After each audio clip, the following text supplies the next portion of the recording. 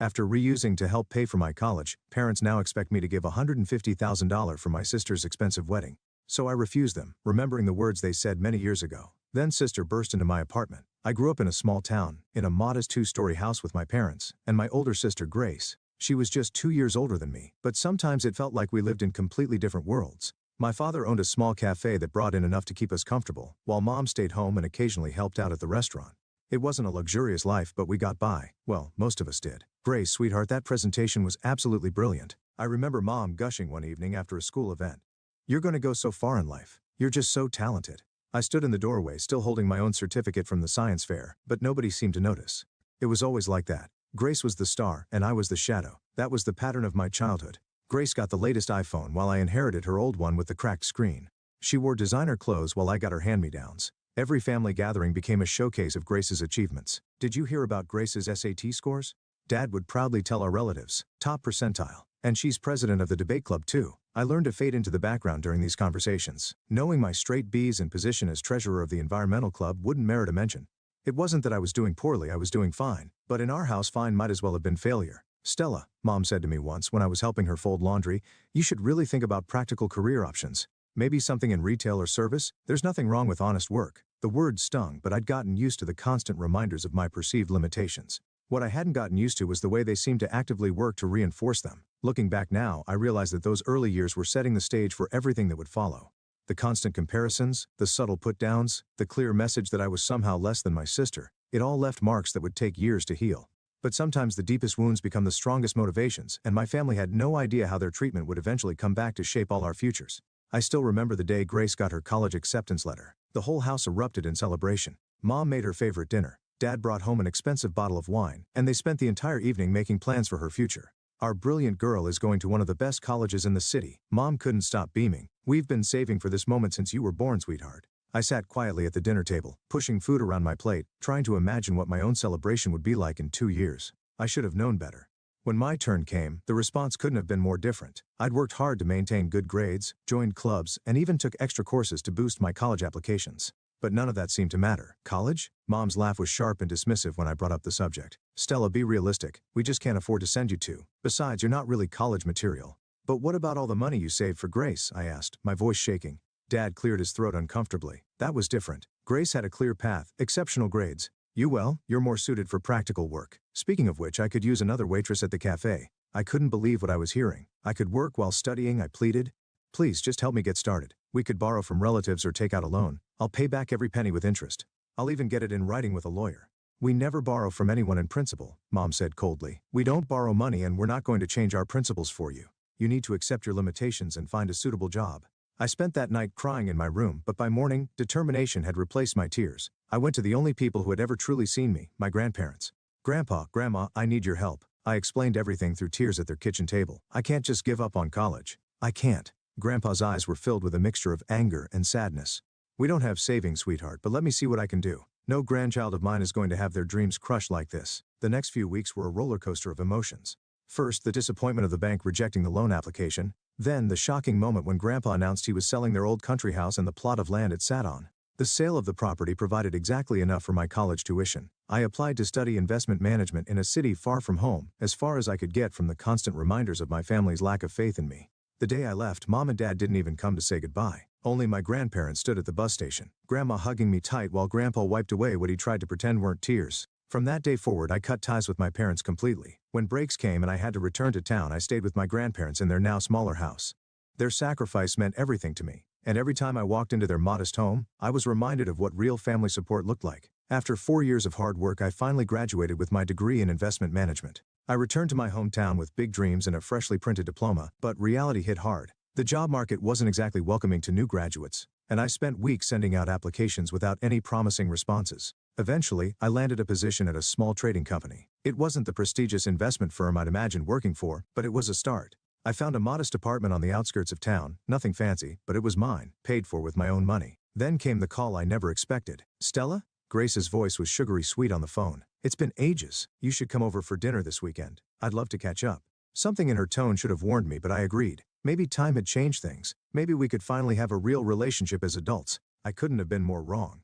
When I arrived at Grace's house that evening, I immediately knew I'd walked into a trap. My parents were already there, along with Grace's boyfriend, a slick-looking guy in an expensive suit who barely acknowledged my existence. The interrogation began as soon as we sat down to eat. "So Stella," Mom started, her fork poised mid-air. "Tell us about this job of yours." "I'm working at a trading company," I said, trying to keep my voice steady. "It's small, but..." Grace cut in with a laugh. "Trading company? You mean like those discount stores? Honestly, you didn't need a college degree for that.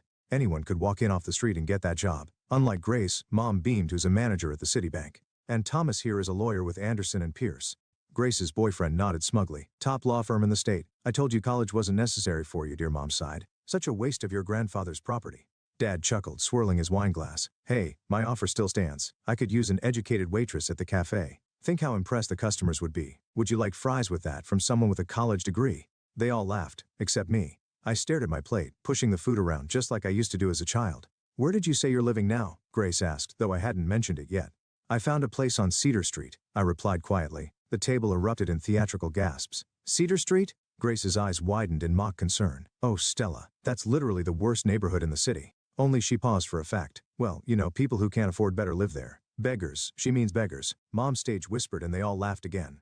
Something inside me snapped. 4 years of distance hadn't changed anything. They were still the same cruel, judgmental people they'd always been. I stood up so abruptly, my chair scraped loudly against the floor. "You know what? I'd rather be a beggar than be like any of you," I spat out. "At least I got where I am on my own without riding on someone else's coattails or living off Daddy's money." I grabbed my purse and headed for the door, ignoring their protests and accusations. As I walked out into the night, I promised myself it would be the last time I ever set foot in their presence. Life has a funny way of surprising you just when you think you've hit a dead end. I was still working at the small trading company, doing my best but feeling stuck, when my phone rang one afternoon. It was Lisa, my old college roommate. "Stella, you're not going to believe this," she was practically shouting with excitement. "Remember how we always talked about working for Maxwell Investment Group? They're opening an office in your city, and they're looking for fresh talent. I already put in a good word for you." My heart started racing. Maxwell was one of the biggest names in investment management. I spent that night updating my resume, and the next week preparing for the interview. When I walked into their temporary office, I felt like everything in my life had been leading to this moment. The interview wasn't easy. They grilled me on everything from market trends to specific investment strategies. But all those extra hours I'd put in at my current job, all the additional research I'd done in my free time, it all paid off. A week later, I got the call I was in. From day one, I threw myself into the work. While others went home at 5, I stayed late, developing new investment strategies and refining my project proposals. My first major project was managing a portfolio for a mid-sized tech company. When it yielded a 40% return in the first quarter, people started noticing. "Stella, this is exceptional work," my supervisor said during my 6-month review.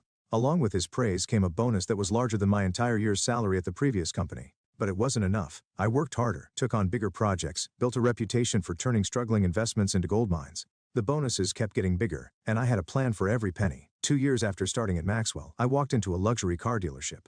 The salesman probably thought I was lost until I pointed to their top-of-the-line model and said, "I'll take that one." An hour later, I was pulling up to my grandparents' house in a gleaming new car, complete with a giant red bow on top. Grandpa's jaw dropped when I handed him the keys, but I wasn't done.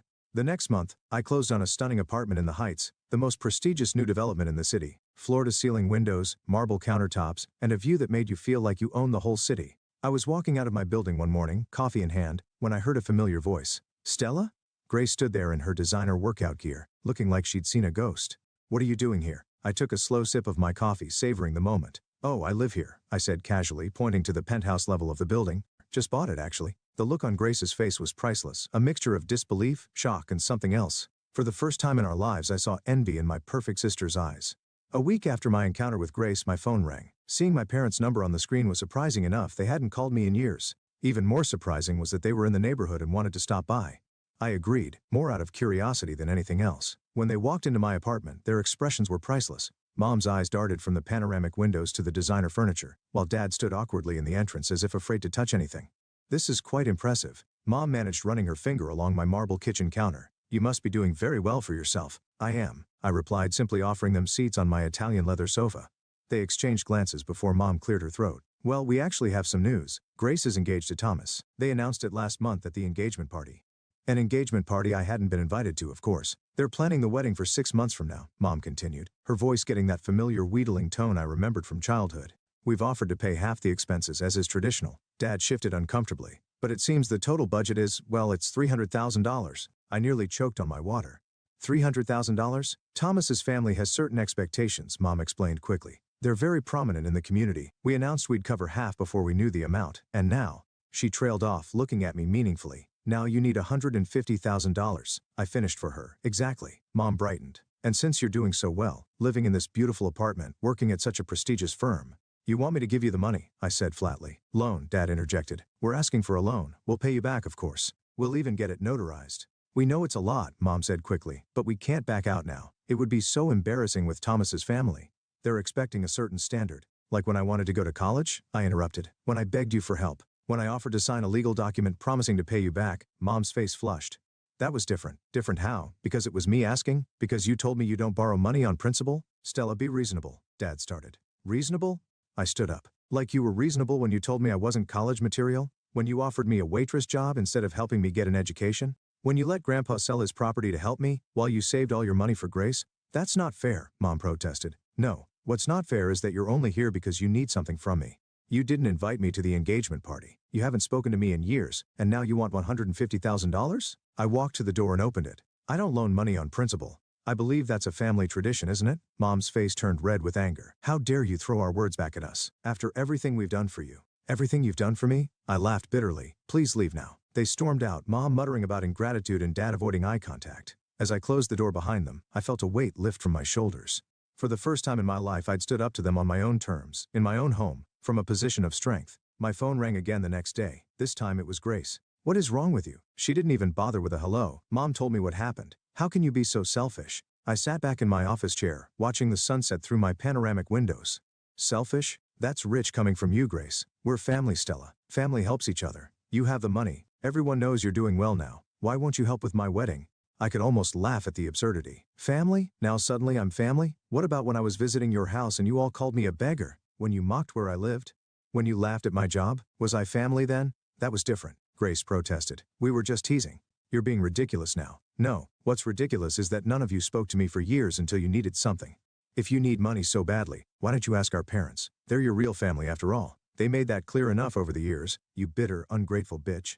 Grace exploded. You think you're so much better than us now with your fancy apartment and your big job?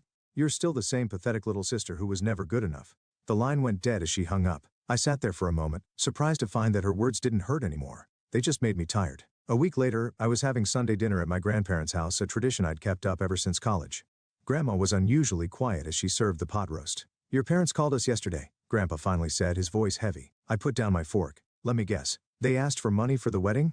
Grandma nodded. They're getting desperate, I think. Your mother had quite a lot to say about family obligations. When we told them we're retired and don't have that kind of money, Grandpa continued, your mother had the nerve to suggest we sell something. She said, well, you sold the land for Stella's college, didn't you? She suggested we sell the car. The car I gave you? I was stunned. She actually suggested you sell your gift? That's when I hung up on her, Grandpa said, a hint of satisfaction in his voice. Told her that unlike some people, we don't sell gifts from family members who actually care about us. Grandma reached across the table and squeezed my hand. The three of us sat there in understanding silence, bound together by something stronger than mere blood ties. Word travels fast in a small town, and my parents made sure it traveled even faster. Within weeks, their version of events had spread through our entire extended family and social circle.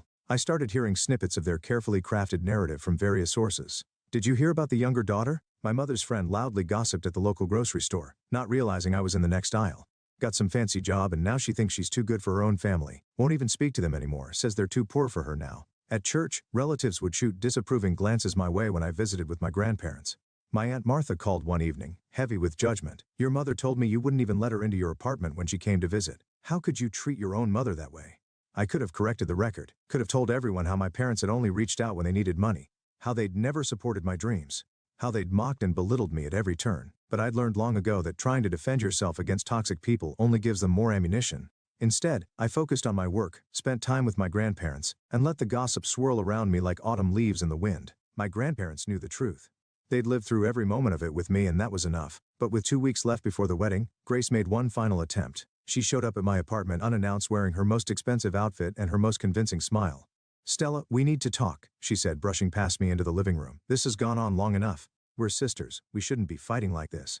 I stood by the window, arms crossed, watching her settle herself on my sofa as if she owned it. Why are you really here, Grace? To make peace, she gave me her best pageant winner smile. And to help you understand the situation better. You see, Thomas's parents are not just rich, they're old money. They have connections everywhere. The wedding has to be perfect. I waited knowing there was more. The final payments are due next week, the restaurant deposit, the wedding planner's fee, the flowers. She twisted her engagement ring nervously. If mom and dad can't contribute their share, it's going to be so embarrassing. Thomas's parents will find out they couldn't afford it. It won't just reflect badly on mom and dad, it'll reflect on me, on my future with Thomas. So this visit isn't really about reconciling, it's about the money. No, well, yes, but she stood up and walked over to me, placing her hand on my arm. Stella, please, you're my sister, I need your help. We need to make a great impression on Thomas's parents. I gently removed her hand, walked to the door and opened it. I don't care about impressing Thomas's parents. I don't care about your perfect wedding. And I definitely don't care what any of you think anymore. You're making a huge mistake, she said, her voice trembling with anger. You'll regret this. I smiled, feeling genuinely at peace. No, Grace. For the first time in my life, I'm absolutely certain I won't. A few days after Grace's visit, my phone lit up with a text from Sarah, her college friend who'd always been kind to me. She thought I should know what had happened at the country club the previous evening. Your parents finally had to come clean to Thomas's family, she wrote. They couldn't dodge the wedding planner's calls anymore. It was apparently quite a scene. I could picture it clearly. The elegant country club dining room, Thomas's wealthy parents in their designer clothes. The moment my parents had to admit they couldn't afford their share of the wedding expenses. According to Sarah, Thomas's mother had practically turned purple with rage. The carefully planned fairy tale wedding began to unravel. The honeymoon suite in the Maldives canceled. The vintage champagne orders scaled back. The designer flower arrangements simplified. Thomas's parents eventually agreed to cover all the expenses themselves, but the damage was done. The wedding did go forward, though scaled down from its original grandeur. I wasn't invited, of course, but I didn't expect to be. My grandparents received an invitation but declined to attend, sending a polite note about prior commitments. We spent that Saturday together instead, having a picnic in their backyard, steadfastly avoiding any mention of the event taking place across town. A week later, the wedding photos appeared on social media. I found myself scrolling through them one evening, wineglass in hand, studying the faces in each carefully staged shot. There was Grace in her designer gown. Thomas looked stiff and formal, his family arranged around him like expensive statues. And my parents, they were easy to spot in their new outfits, probably bought on credit, trying so hard to look like they belonged in this world of old money and country club memberships. But their smiles were strained, their poses awkward. Thomas's parents appeared in only a few photos, their expressions ranging from barely concealed disdain to outright displeasure. In one particularly telling shot, his mother was caught looking at my parents with the kind of expression usually reserved for something unpleasant found on the bottom of one's shoe. Sarah texted me updates occasionally in the weeks that followed. Grace and Thomas moved into a house his parents had bought them as a wedding gift. My parents rarely visited. Apparently, they weren't quite what Thomas's family had envisioned for Sunday dinners. I haven't spoken to my parents or Grace since before the wedding. I doubt I ever will again. But sitting here in my apartment, watching the sunset paint the city sky in shades of gold, I finally feel at peace with that fact. Some bridges, once burned, should stay ashes.